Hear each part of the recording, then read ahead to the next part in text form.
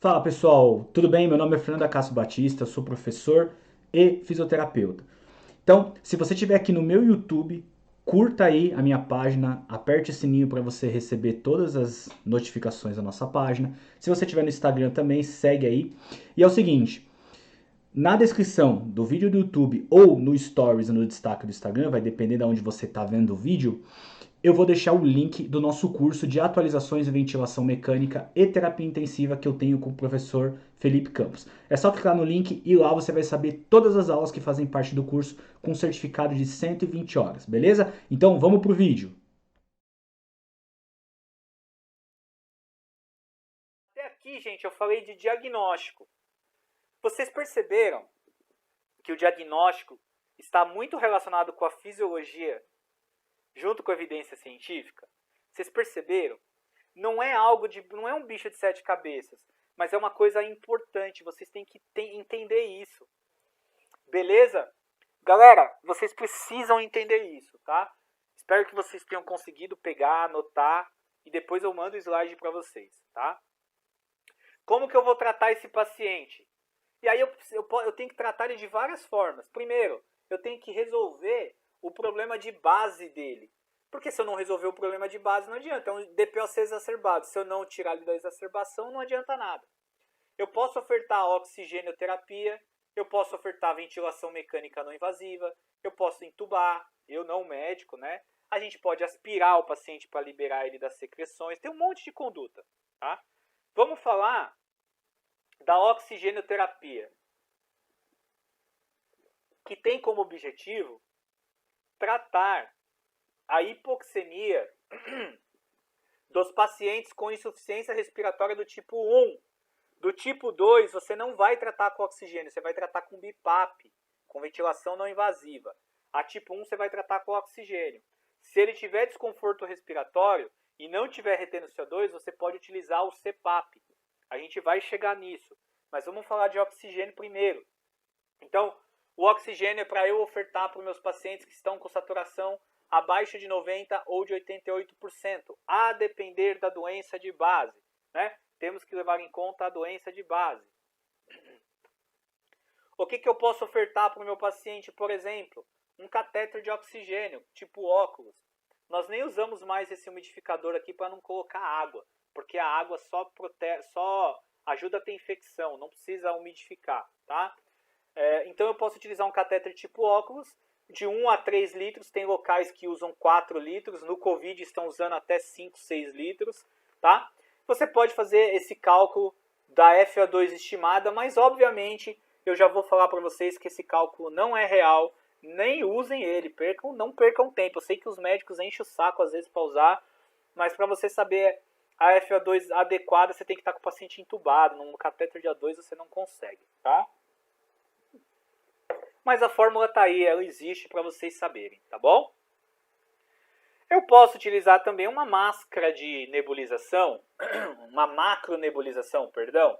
Eu posso utilizar uma macronebulização com oxigênio de 4 a 12 litros, né? Coloco uma água ali, água estéril para a formação de névoa. Esse circuito ele tem que ser trocado a cada 24 horas para prevenir infecção. Quem troca esse circuito é a enfermagem, geralmente. E a oferta de oxigênio está aqui, se você quiser saber a fórmula, como eu já disse, ela não é real. Mas o pessoal tende a calcular aí, o pessoal gosta de cálculos. Nós temos essa máscara que também dá para ofertar oxigênio, uma máscara de oxigênio. Utilização de 4 a 12 litros por minuto. Tá? Nessa máscara não usamos água, principalmente porque vai para o rosto do paciente. Nós temos a Venturi com várias pipetas. E tem a Venturi com a pipeta única que você roda na própria pipeta. No manual da Venturi fala que você pode utilizar água. Nós não temos utilizado no dia a dia porque pode voar água no rosto do paciente. Então a gente começa a hidratar bastante. Eu peço para o médico hidratar bastante as vias aéreas do paciente. E a gente vai fazendo inalações com soro fisiológico. Dá bastante água para o paciente molhar a boca só para dar uma hidratada na região das vias aéreas porque o oxigênio resseca demais. Tá? Então, você vai ofertar a aventura aí de acordo com a FO2. Eu tenho todas elas aqui para vocês. Se você tiver essas pipetas coloridas, nós temos cada pipeta. E olha que interessante. Aqui em cima é o fluxo que eu tenho que ofertar no fluxômetro. Só que aqui embaixo é o fluxo total. Porque lembra que o sistema de Venturi é um sistema de arrasto. Então ele pega o ar ambiente e mistura com o oxigênio que você está ofertando. Então, só como exemplo, se eu estiver ofertando 50% de oxigênio, eu tenho que estar com 15 litros no fluxômetro e o débito total de fluxo é 41 litros, porque vai misturar com o ar ambiente. Vai captar o ar ambiente pela pipeta. Se eu tiver, por exemplo, utilizando 24%, eu vou dar 3 litros no fluxômetro e eu vou ter um total de 80 litros de débito, porque eu vou captar do ar ambiente, tá? Então, por isso que é um sistema de arrasto. A gente usa esse sistema desta forma, tá bom? Beleza? Tranquilo? Todo mundo no Glasgow 15. Eu tenho a máscara com reservatório, que pode ser reinalante ou não reinalante. Então, ela pode me ofertar 80% quando é não reinalante, ou mais quando é reinalante. Quando o paciente usa essa máscara, ele possivelmente já está com uma hipoxemia importante. É um paciente borderline, que muitas vezes vai ter que fazer VNI ou intubação. E, novamente, quem são os pacientes borderline que a gente usa muito esse dispositivo? Covid-19, tá? E alguns cuidados que vocês têm que ter com esses pacientes. Quando o paciente está em insuficiência respiratória pulmonar aguda, é importante fazer a monitorização otimizada da saturação desse paciente. É importante ter uma gasometria, se for alterar a conduta. Então, evitem pedir gasometrias de rotina se não for alterar a conduta, porque isso é dolorido para o paciente. A não ser que ele esteja com uma PAI, né? Tudo bem, aí é outros quesitos. Raio-X para verificar alteração de imagem, também se for alterar a conduta, né? Então, se for alterar alguma conduta, pode-se pedir um raio-x, discutir com a equipe, né? Sempre dê importância ao relato de dispneia do paciente. Quando ele fala que ele está com dispneia, ele está te avisando que tem alguma coisa errada. E se tem alguma coisa errada, vocês têm que tomar cuidado. Monitorem a frequência respiratória do paciente de vocês. Não deixem o paciente sem frequência respiratória. Monitorem os possíveis sinais da piora e do desconforto respiratório desses pacientes. Então, vocês conhecem o paciente de vocês. Vocês sabem como o paciente de vocês estava. Então, nada mais justo vocês fazerem a monitorização do paciente. Vocês precisam ter esse controle de como o paciente de vocês está, para vocês não comerem bola. Monitorem e verifiquem com a equipe se o paciente vai ou não manter uma dieta oral. Às vezes o paciente está tão desconfortável que não dá para manter uma dieta nele, tem que parar essa dieta. O jejum não é a melhor escolha, mas um paciente em insuficiência respiratória, muitas vezes ele precisa ficar em jejum. Então, galera, vale a pena a gente discutir isso com a equipe, tá? Ainda com cuidados, ainda aqui, ó, falando no cuidados, né? O slide aqui, ó. Se o paciente apresentar piora do quadro com sinais de desconforto respiratório, avalie as causas. Então, verifique quais foram as causas de desconforto. Lembra lá no começo que eu falei das causas de insuficiência respiratória, que eram inúmeras? Então, fiquem de olho nisso. Tratem o paciente adequadamente.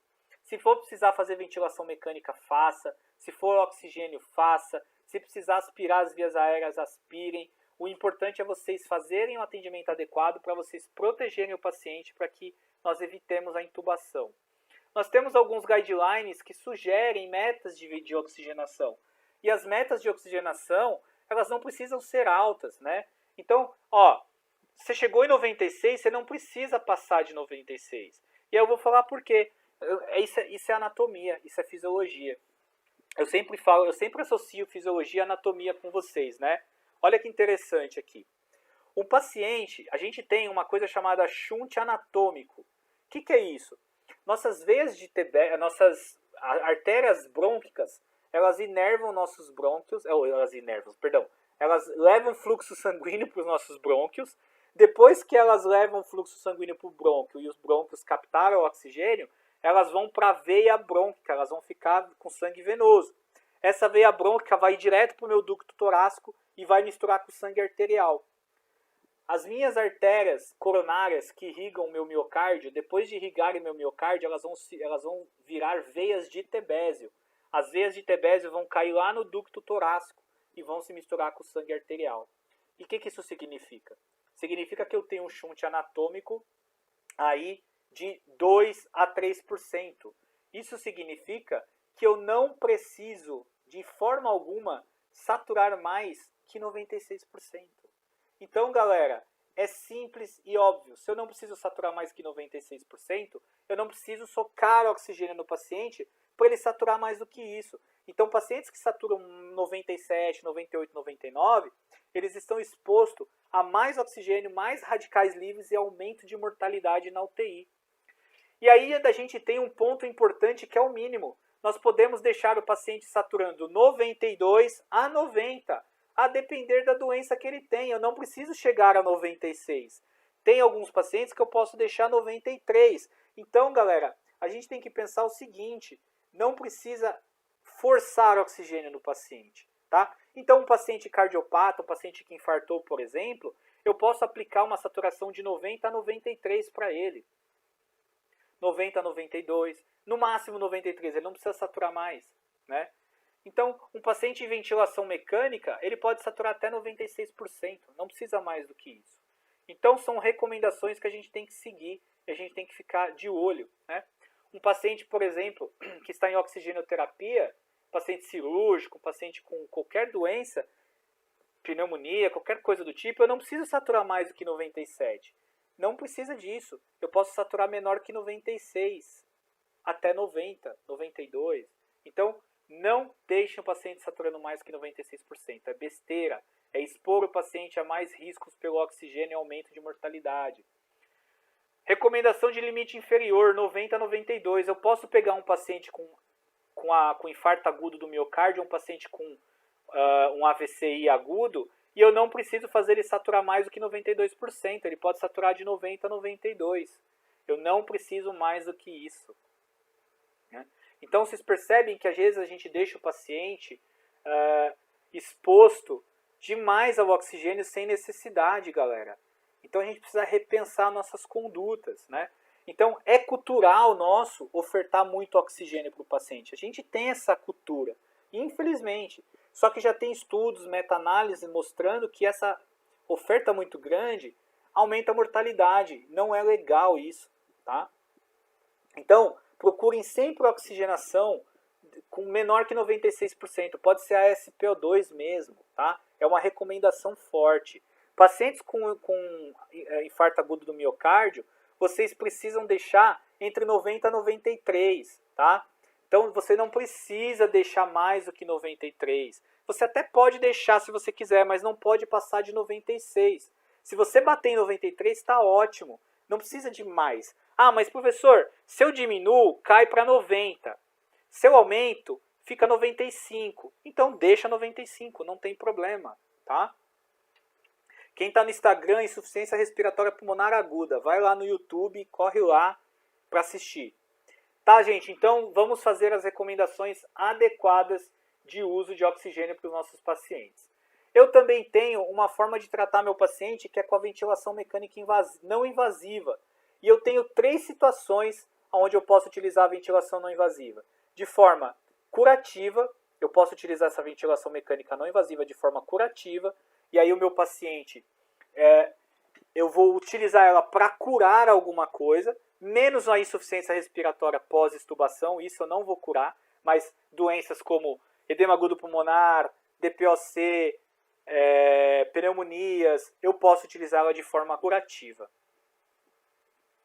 Eu tenho uma outra forma que chama facilitadora, que é quando fazer para facilitar algo. Então eu quero facilitar um desmame no paciente com ICC, eu quero facilitar um desmame da ventilação mecânica no DPOC, então eu posso extubar meu paciente e utilizar a VNI para facilitar esse desmame, tá bom? Pessoal do Insta, corre lá no YouTube para assistir a aula, beleza? Corre lá, senão vocês vão perder, tá muito legal, hein? Beleza, gente? Então a gente tem uma outra forma que é a profilática, que é quando eu extubo meu paciente e eu acredito que eu tenha que fazer alguma coisa profilática para evitar que esse paciente volte para o tubo daqui a uns dias. Então, pacientes cardiopatas, pacientes com mais de 72 horas de ventilação, pacientes com idade maior que 65 anos, eu posso utilizar de forma profilática. E aí eu tenho algumas recomendações baseadas em guidelines, que nós vamos aqui dar uma pincelada para vocês. Eu tenho tudo isso aqui, ó. Se eu posso usar para prevenir hipercapnia no DPOC? Será? Será que na exacerbação do DPOC eu posso utilizar? Será que na asma eu posso utilizar? Pós-operatório? E aí? Nas pandemias virais eu posso utilizar? Para acessar não tem problema, você vai conseguir acessar lá nos grupos que ele vai mandar também. Vamos falar de ventilação mecânica não invasiva, galera? Todo mundo tá vivo aí? Belezura? Deu para pegar? Ventilação mecânica não invasiva. Bora lá, galera. Bom, vamos falar de interface rapidinho, só para vocês pegarem aqui desde o começo. Nós temos algumas interfaces que precisam ser levadas em consideração. Tá? Então é o seguinte, uma interface mais simples é a interface nasal. Tá? Essas interfaces nasais, elas podem ser utilizadas, por exemplo, para pacientes com apneia do sono, para pacientes que têm claustrofobias, porque não conseguem ficar com algo fechando no rosto, e para pacientes que têm insuficiência respiratória leve. E por que só insuficiência respiratória leve? Porque ela vaza.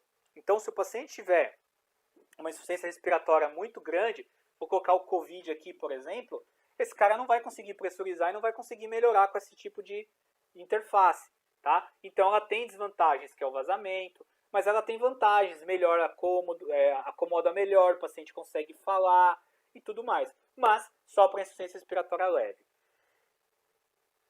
Nós temos também a interface oral, né? O orofacial, né? Orofacial, oral não, desculpa. Orofacial, pega a face aqui do paciente. Né? Essas máscaras, elas podem ser utilizadas em insuficiência respiratória leve a moderada. Por quê? Elas vazam menos. Mas elas têm problemas, elas podem machucar o rosto do paciente, fazer ferida. Então a gente tem que tomar um pouco de cuidado, tá? Tomem cuidado com isso. E vocês precisam decidir qual é o tipo de material que vocês vão usar. Se você tem uma máscara como essa aqui, você precisa usar num BiPAP, né? Porque é uma máscara valvulada. Se você tem uma máscara não valvulada, ou você usa no BiPAP com a válvula exalatória ou no ventilador com duplo ramo. Se você tem essa máscara aqui, você vai usar no CPAP, tá bom? Então tem vantagens e desvantagens. E a gente tem as Total Faces ou os capacetes Helmets, que no Brasil hoje tem a BRICS, né? Todo mundo hoje fala da Helmet porque virou moda no Covid-19. Essas máscaras, elas pegam toda a face e elas facilitam muito mais, porque o ponto de contato é muito bom e não faz lesão. Então nós tínhamos a Total Facial, que era aquela do Jason, nós temos aqui a Helmet e nós temos a Performax. São máscaras mais fáceis de usar. Porém, a máscara do Jason, né, que é a Total Facial, ela é valvulada, então tem que usar no BiPAP. A Performax, ela pode ser valvulada e não valvulada, depende da válvula que você coloca. A Helmet você pode fazer com circuito duplo, ou você pode fazer o CPAP, então vai da sua escolha. Desvantagens dessas máscaras é que muitas vezes tem muito espaço morto, retém um pouquinho de CO2, né, reinala CO2, e você precisa usar um pouquinho de pressões mais altas. Mas elas são muito boas e se você tiver no serviço vale muito a pena. Tem diferenças entre aplicar ventilação mecânica não invasiva no ventilador ou nos aparelhos específicos, né? Então no ventilador, obviamente, o circuito é duplo, na VNI o circuito não é, salvo no Astral, né, 150, que tem circuito duplo também, mas aí é suporte de vida. A exalação é pela válvula exalatória do VM, claro. No BiPAP tem que ser ou a válvula, ou a máscara valvulada, ou a válvula exalatória. O ventilador só vai compensar vazamento se você utilizar no modo PCV ou tiver módulo de VNI. Já no aparelho de BiPAP compensa automaticamente. Suplementação de oxigênio no ventilador é 100% confiável. No BiPAP nem sempre, porque é oxigênio suplementar, você não sabe a FO2. A PIP, válvula exalatória do ventilador. E aqui no BiPAP ou no aparelho, né, ou na válvula spring load no caso do CPAP. E a interface, né? A interface tem que ser para circuito duplo no ventilador e a do BiPAP pode ser circuito único, tá bom? Então dá para você fazer aí várias interfaces, tá bom? Indicações e contraindicações da ventilação mecânica não invasiva, galera. E aí agora a gente tem que lembrar disso aqui, tá? As contraindicações, elas são importantes, né? Então, as absolutas, necessidade de intubação de emergência, parada cardíaca ou parada respiratória. Essas são absolutas. O resto é tudo relativo. Você vai avaliar o risco e o benefício do que você está fazendo, tá? Então, tudo isso aqui é relativo. Incapacidade de cooperar, proteger a via aérea, rebaixamento de nível de consciência. Se for no DPOC, você pode fazer VNI. Se for em outro paciente, tem que intubar. Infalências orgânicas, você vai avaliar se vai fazer VNI ou não. Cirurgia facial, trauma, tudo isso é relativo. Você tem que discutir com a equipe, avaliar para saber se você vai fazer ou se você não vai fazer a ventilação não invasiva, tá bom? Conceitos de aplicação, eu vou só repetir, nós já falamos lá atrás, para lembrar, para resgatar, facilitadora, curativa e profilática, beleza? Só para resgatar, tudo bem? VNI no DPOC, galera. Tudo bem aí, gente? Glasgow 15? Me responda aí se tá tudo bem com todo mundo aí, vai. Manda uma mensagem aí. Estão curtindo? Estão curtindo? A aula é pesada, hein? Eu falei que era pesada. Estão gostando da aula? Fala pra nós aí se tá tudo bem.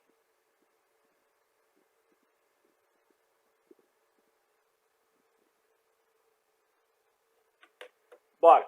No DPOC, eu posso fazer ventilação mecânica não invasiva no DPOC? Sim. Só que tem um pequeno problema. A ventilação mecânica ela pode prevenir exacerbação da DPOC? Não, perdão. Não, ela não pode prevenir.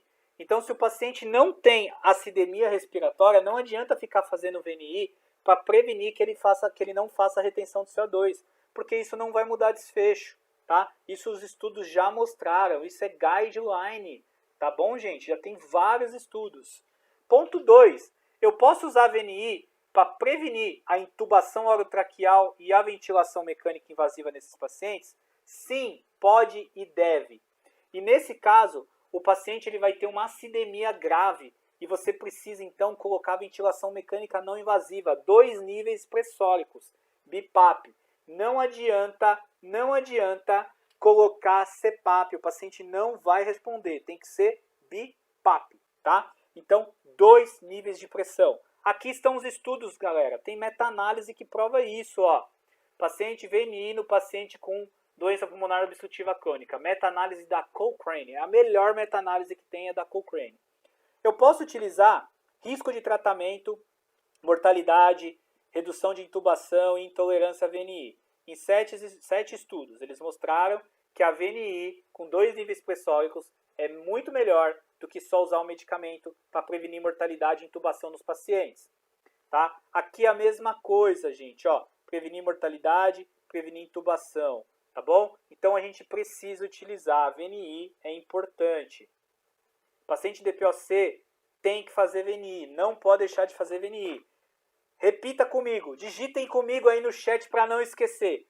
No DPOC com acidemia respiratória eu faço VNI BiPAP. Não esqueçam. Paciente com edema agudo pulmonar cardiogênico.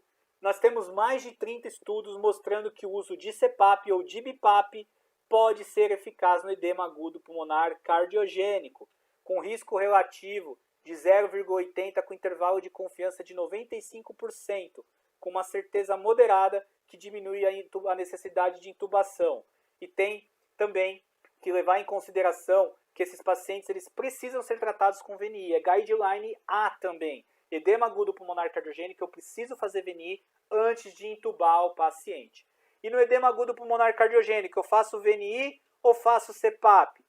Os estudos têm mostrado que não tem diferença entre VNI, 2 níveis pressóricos, ou CPAP. Só que hoje, muito se fala da PCILI, né? da lesão pulmonar auto-infligida. Então, nós estamos preferindo fazer nesses pacientes CPAP. A não ser que eles venham com acidose respiratória associada, aí você faz BiPAP, tá? Na asma, não tem evidência, então eu não vou mostrar. Mas, professor, se eu tiver um paciente com asma, eu posso pôr VNI e fazer a terapia broncodilatadora junto? Pode, mas a VNI não diminui intubação e mortalidade na asma, não tem estudos, tá? Tem que fazer o tratamento medicamentoso. Pacientes imunocomprometidos, pacientes com HIV, pacientes com câncer, que fazem quimioterapia, pacientes transplantados. Esses pacientes é preciso sim fazer a VNI, porque ela leva a uma diminuição da mortalidade com uma certeza moderada. Um risco relativo de 0,68 com intervalo de confiança de 95%. Ou seja, de 0,53 a 0,88 dá uma certeza moderada que eu vou diminuir a intubação desses pacientes fazendo a VNI neles. Tá? Diminuir a mortalidade, perdão. Para intubação, o risco relativo é de 0,71. Também é uma moderada incerteza aqui. Então, nem sempre eu vou reduzir a intubação nesses pacientes, mas eu reduzo muito a mortalidade. Por quê? O paciente com imunocomprometido que é intubado, ele tem muita chance de ter PAV, chance de ter choque séptico. A gente sabe que imunocomprometido tem um sistema imunológico totalmente ruim. Ele não vai conseguir se curar de infecções oportunistas numa ventilação mecânica. Então, por isso que diminuir a mortalidade aqui significa que o paciente não vai para o tubo. Então, eu diminuo a mortalidade para ele. Então, o VNI no imunocomprometido é altamente indicado, tá?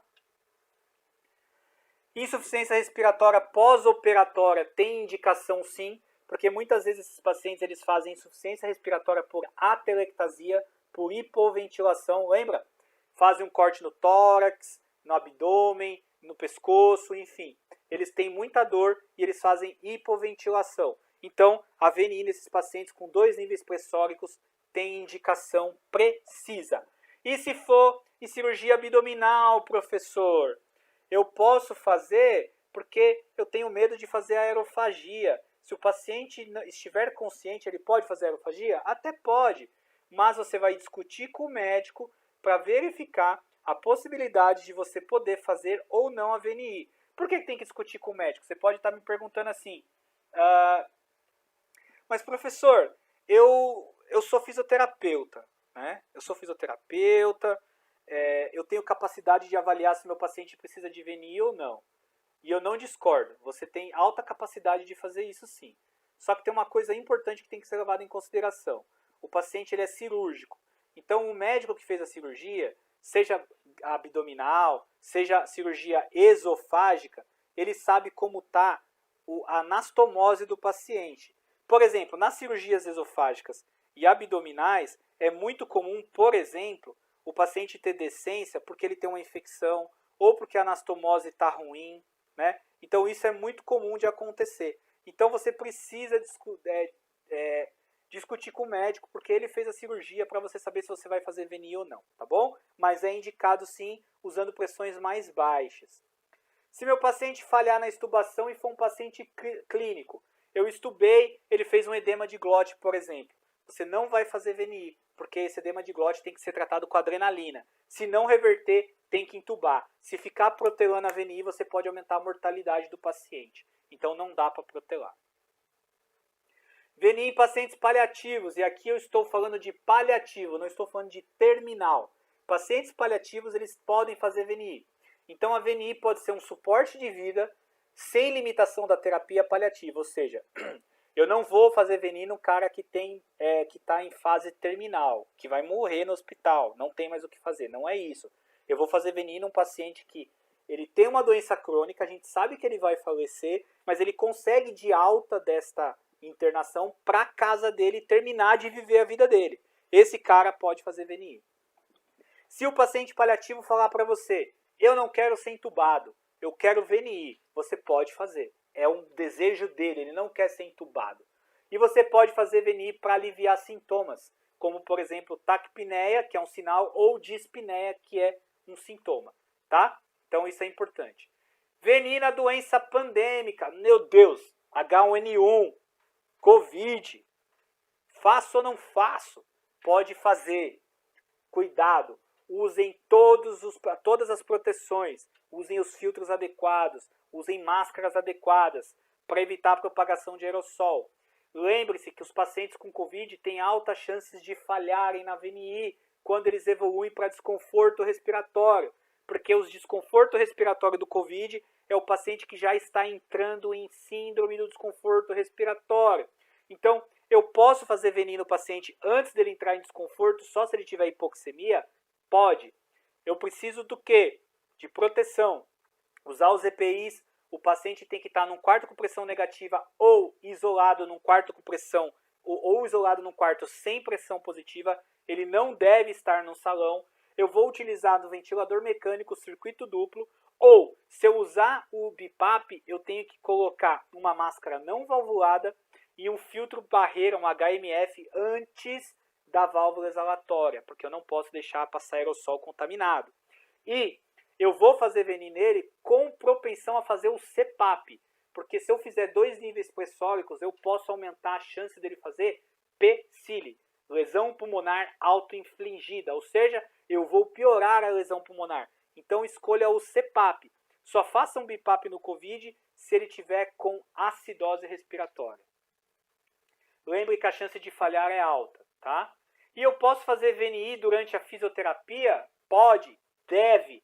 Porque se eu vou colocar meu paciente para fazer exercício e ele não está tolerando o exercício, eu ponho a VNI para aumentar a tolerância ao exercício. E por que ele não tolera o exercício? Porque quando ele aumenta a ventilação alveolar, o diafragma contrai demais e começa a desviar fluxo sanguíneo de outras áreas para o diafragma. E aí a musculatura fadiga, ele não aguenta. Se for um DPOC, ele tem desvantagem mecânica. Então o uso da VNI aumenta a tolerância ao exercício físico. Então façam exercício físico nos pacientes de vocês que não têm tolerância com VNI. Vocês vão ver que vocês conseguem fazer exercício muito melhor. Beleza, galera? Essas aqui são as referências dessa aula, desta